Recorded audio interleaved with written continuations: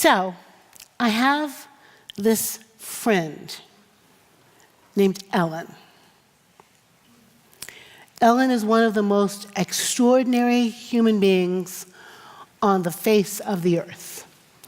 She's like rock solid. She used to teach Sunday school here at Middle, back when the children used to all play back here like they do over here on a stage that we had in the back room. Ellen is one of those crafty designer people that can cut anything and make it something else. She travels with the ruler to measure, to make sure that it goes well. And she lays out designs like nobody's business. She's also an orchid whisperer. Ellen, it's kind of weird, I'm telling on her, picks up orchids from trash bins. Yes, I said it, trash bins. She rescues from the street, she takes them to her house, she puts them in the window, she cuts a little, she pinches a little, she tweezes a little, and suddenly the orchid is back to pink flowers again. Ellen is an orchid whisperer. And she's a Jacqui whisperer too. The staff will tell you, when I get a little crazy every now and then, Ellen will take the worship booklet that we planned from and she'll stick it in my face and she'll say, "Girl, pick some hymns. It'll calm you down." And if that doesn't work, she'll hold me by both of my hands and she'll just squeeze my hands and look me deep in the eye until I start breathing more slowly. I happened to be talking to Ellen about orchids and trees, and she and I talked about how there are some trees that'll go anywhere, grow anywhere. She told me I had a book called A Tree That Grows in Brooklyn. And here's you know the book? Here's a little bit from it. "The one tree in Francie's yard was neither a pine nor a hemlock, but a tree of heaven. No matter where its seed fell, it made a tree which struggled to meet the sky. It grew in boarded up lots and out of neglected rubble, and it was the only tree that grew out of cement. It grew lushly, but only in the tenement districts." That little piece of book and the life we're living right now made me think this week about how much we are a little bit like trees. We, all of us, no matter what kind of garbage the world throws our way, no matter how tough the electoral politics, no matter how bad the news, we, the people of God, keep on keeping on. Amen? The people of Israel wrote this text. This text comes out of their collective history, their shared sense of identity. These people of God who lived in a time, in a place where over and over and over again, they were met with scourge or met with war or defeated by conquerors or beat down by the Chaldeans or the Babylonians. And they have such a kind of picking a bone with God feeling, like, "God, you said that we belong to you. You said you've set us apart to be your people. You've called us out and made us for yourself, but it feels like you're turning your face away from us. It seems like, though you say you love us, you're leaving us here to fend for ourselves, to fight for ourselves, to struggle and suffer by ourselves. God, where are you?" Right in here. And they actually want to put God on trial. And in fact, in Isaiah 41, they do put God on trial. They're like, "Show us what you're doing because we don't think you're fair." And God answers them through the prophet. And God doesn't really say, "You're right, I screwed up and left you by yourself." God instead says, "I think you might have a perception problem. Because haven't you seen me do what I do before? don't you remember how you were slaves in Egypt and I heard your cry and I sent plague after plague and got Pharaoh's attention and rescued you from the shackles that bound you? Don't you remember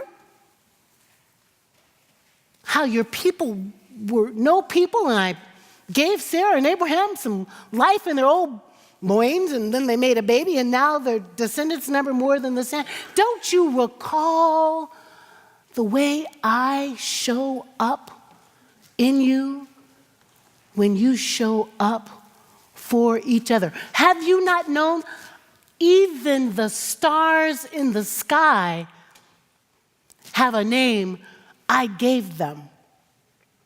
And I know them.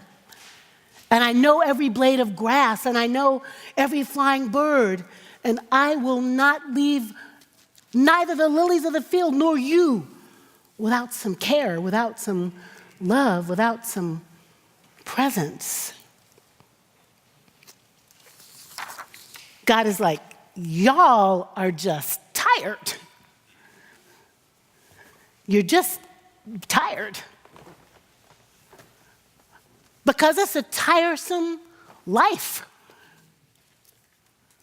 I mean, you wake up in the morning. This is God talking to Israel now. You wake up in the morning and you're met with Morning Joe or Fox and Friends. And though you are happy to hear what you already think, it also makes you wonder, why in the hell are we so divided?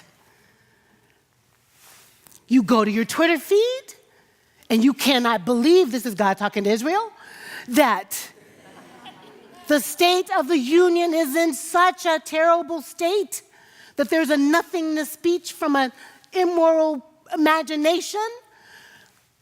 Again, God talking to Israel, you are so tired because there is no healthy conflict, discourse, trying to work it out. There's just non-listening partisan politics, battling, and all of the people fall in the cracks in the middle, and there goes healthcare, and there goes chips, and there goes DACA, and you're just tired. You're just tired. And God says, back to Israel, time warp, God says, even though the Chaldeans have once again taken your best and brightest, even though they have defeated you and kicked your natural behind, I'm still here. And you got home. And even though your temple is destroyed, and even though the desert looks foreboding, I will make a way out of no way. I will make rivers in the desert, and I will show you a way to survive, because that's how it goes. Don't you remember that? This isn't the first time people have been tired. This isn't the first time they've been overwhelmed with the news of the day. This isn't the first time that greed and power and avarice and malice have trapped the people of God by their ankles and nipped at their heels. This isn't the first time that injustice looked like it was powerful, but it is also not the first time that the people of God didn't rise up and make a difference together. We know how to do this. We know how to pressure presidents to emancipate slaves. We know how. We know how to insist that women have the right to vote. We know how to take a tragedy like Stonewall and turn it into a movement that ends in marriage equality. We know how to break down walls of hostility and stand together for Latina brothers and sisters. We know how to keep the dream of dreamers alive. We will not. We as a people will not allow an onslaught of injustice to stop us from revolutionarily loving each other to health and wholeness. We know how to do this. We've been here before.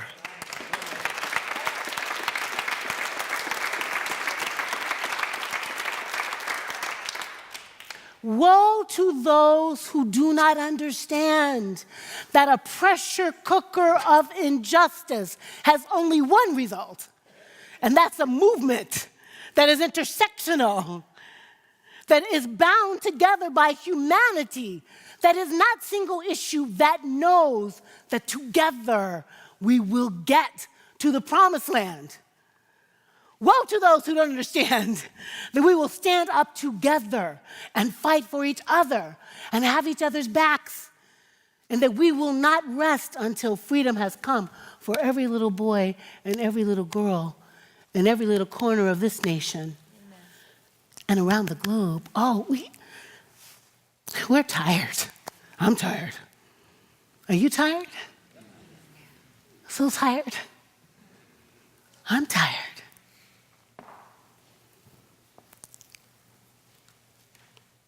But what we're in is not a sprint. We are in a marathon.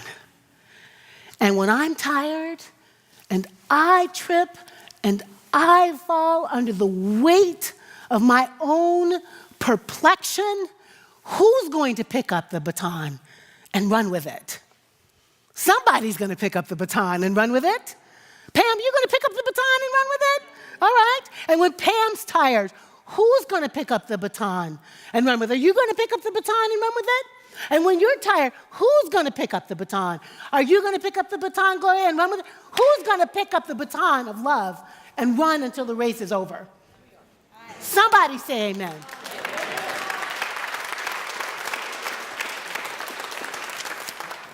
Who knows better than Maya Angelou's beautiful poetic mind? Love recognizes no barriers, she wrote. It jumps hurdles. It leaps fences. It penetrates walls to arrive at its destination full of hope. Don't you want to memorize that? Love recognizes no what?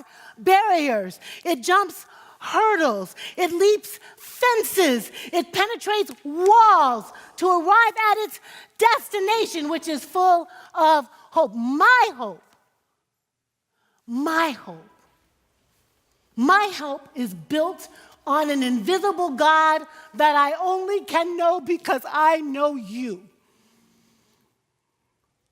I can't see God, but I can feel her power in your love. I can't see God, but I can feel her authenticity, her truth that marches on when you march on. I feel hope because God uses people. Everyday, ordinary people like us to bend the moral arc of the universe until it touches down at justice. I'm tired. But I'm not so tired not to be able to see you, revolutionary, loving activists, peacemakers, warriors for a new world of love and justice and kindness. I can see you, and I can get up in the morning ready to kick it one more day and to make sure that everything I do moves the needle toward love. Will you join me? Yeah. Can you join me? Yes. Can we leap ourselves toward hope? Yes. Amen.